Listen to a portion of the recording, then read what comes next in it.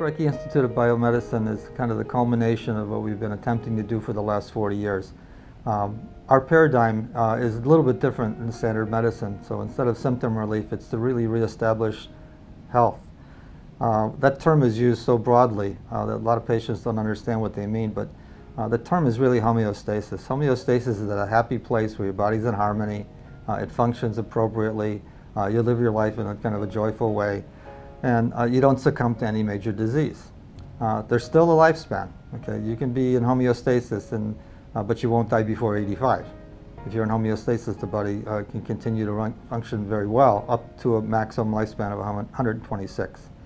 That's pretty well calculated. It's a couple years off, but the last time Yale did it about 10 years ago, called the Gompertz equation, it says 126 is the maximum lifespan. So life expectancy is much less than that, and many people, when they get to their life expectancy in their mid-70s, they'd like to do better if they could, particularly in our culture now. So we're looking for mechanisms that cause accelerated aging, and we try to restore them back to the normal protective levels. And you can do this through our lifestyle change, the hardest thing to modify. You can do it through elimination of intoxicants.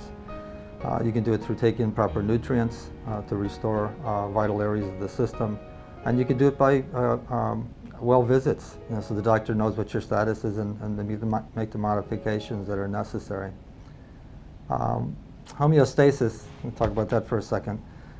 This is controlled by your body. It's way out of the hands of any doctor. There are trillions of reactions that happen every second.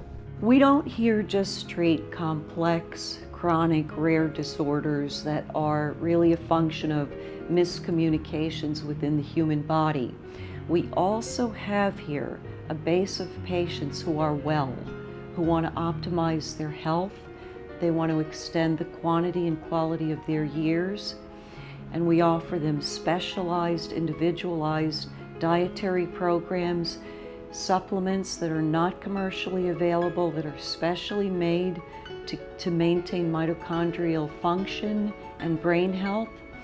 And we also offer IV micronutrients. So all that we're offering the well patient includes all of anti-aging medicine. We cater to athletes of all levels here at the Zabrecky Institute. That includes ultra athletes, runners, swimmers, cyclists. We cater to bodybuilders. We cater to those athletes who engage in competitive sports. We recognize the amount of stress that athletes are putting on their musculoskeletal systems and on their joints. With our IV micronutrient infusions, we restore health to their joints especially, and to the entire musculoskeletal system. What we're doing essentially is we are dramatically decreasing muscle recovery time and dramatically increasing available metabolic energy that the athlete so desperately needs. I'm Diane Coughlin. I'm a nurse practitioner at Zabrecky Institute of Biomedicine. I've been an RN for 22 years and a nurse practitioner for 8 years. My career spans oncology. I spent 11 years in critical care, 5 years in quality management. I also worked in interventional radiology, and then as a nurse practitioner, I worked in the ER, in emergency medicine, and also in surgery. I love working with patients. It's my favorite thing. That's why I'm in the game. Integrative medicine is a whole new realm. So I learned completely from a medical model. And at this point, my brain's trying to think to the left in understanding and helping to develop the policies with new therapies, vitamin therapies, hydrogen peroxide therapies, ozone therapy, and bringing that forth to the patient and helping them attain wellness without having to take medication. 2 hours he spent. I'm not even a medical student. He spent 2 hours talking to me. And listen to my question. And Dorothy travels more than 2 hours to get here just to see him and to come in. Because she was diagnosed with myasthenia gravis, and as she said when she was in the hospital, they thought maybe she had a stroke because symptoms are similar, and you have to rule out all the things like that. Yeah, And slurring, swallowing. Yeah, because the myasthenia gravis is like a muscle weakness, and it can be progressive, and oftentimes, and for Dorothy included, it can affect the muscles like swallowing and speech and so forth. And so she's done a lot of therapies to help improve that. One of the things that occurs in myasthenia gravis is the miscommunication with the receptors.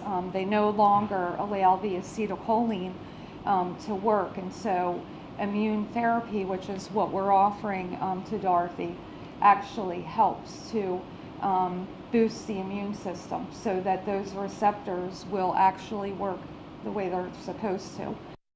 I want to introduce you to our Satori Theracoustic Chair. This is a very important part of our practice. So the idea behind this system is that both halves of your brain should look pretty similar electrically. For most people, that doesn't exist. Stress can cause irregularities, dysregulations in the brain, PTSD, Parkinson's, neurologic disorders, chronic fatigue syndrome, autonomic dysregulations. So we use this system to help ameliorate symptoms of a lot of diseases. For example, in Parkinson's, we can use some of the programs to ameliorate the tremors of Parkinson's. For chronic insomnia, which is one of the biggest problems that patients have who come to use the system, we go into the meditation energy balance program, and we go to grounding and energetic cleansing and tension release. What these programs do is they bring your brain down into a delta wave pattern, which is deeply meditative and calming. The studies have shown that this can calm the brain as much as 10 years of transcendental meditation. So when we go into a program, the patient lies with, will have the headphones, place the headphones on so there's an audio input, and then from the chair itself, there's not an electrical motor, there's a whole vibration system that vibrates at the frequency that your cells in your body vibrate at. So it's a very, very dynamic process. So there's a second accessory part of the chronic insomnia study that we're doing. This tablet was designed by the same engineers that designed the Theracoustic Chair. What the patient does is they take this tablet home with them and they use this to help induce sleep every night. They have to use it at least 4 to 5 times a week because you're training the brain as soon as it hears these audio patterns to go into a deep delta wave state to relax the brain. It's very effective for PTSD because those are the patients who have hypervigilance and a very hard time falling asleep and staying asleep. So you have a couple of options with this tablet. You can do stress relief, and a lot of our patients will use it during the day. You grab a little bit of time for yourself, 8 minutes, 15 minutes, 24 minutes.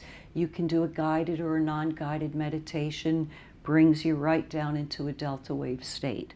Or for sleep, which is what this is intended for, they simply select the delta sleep and they place the earbuds into their ears. This puts them within a few minutes into sleep. So if you have trouble falling asleep, this puts you into sleep. If you wake up early and you have continual early morning awakening, you can use this 4 or 5 times during the night, puts you right back into sleep. And it's especially good for people who can't tolerate sleep medications and all their side effects. So people love this so much that when they complete the study, they purchase these from us and they continue to use them for months and years. In the heart disease, you want to do things that are going to increase the energetics in the heart muscle, because if you do that, the patient feels better and has more energy. So they do it with medications, but the medications provide a kind of an artificial forcing of the heart muscle, so it helps at the same time as it hurts, and ultimately the heart as a pump will fail.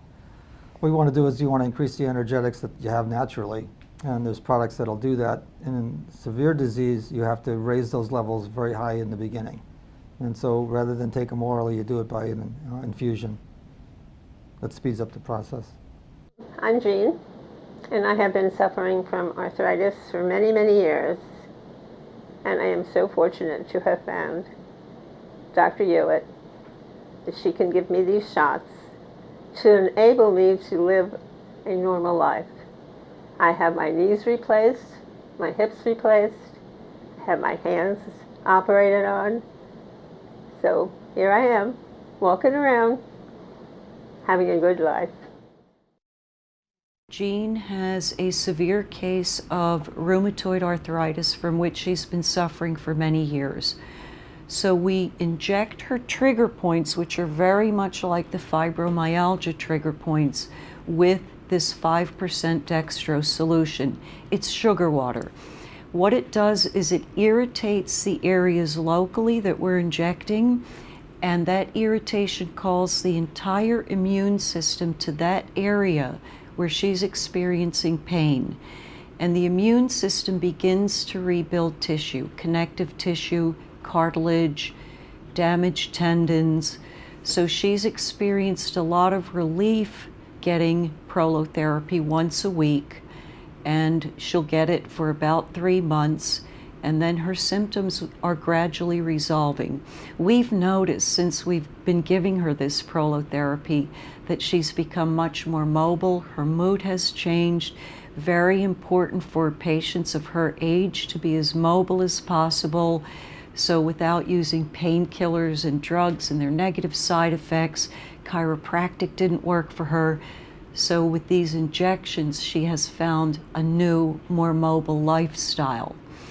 Prolotherapy has been used for 40 years by the Germans, and it's now being used with some orthopedic surgeons in the area, but we've been doing prolotherapy for a long time. It's very, very effective. We use it in joints, we use it in trigger points, we use it for TMJ, so it has multiple uses, and patients really do very well with it. I was brought to numerous doctors. They gave me, tried numerous medications, nothing worked. They started sending me to psychologists and decided I had an eating disorder because I didn't really want to eat, because I knew when I ate I'd be in horrible pain. And we had neighbors who had moved up to Ridgefield, Connecticut, and called my mother and said, "We found this great doctor up here. We think you should take Anne."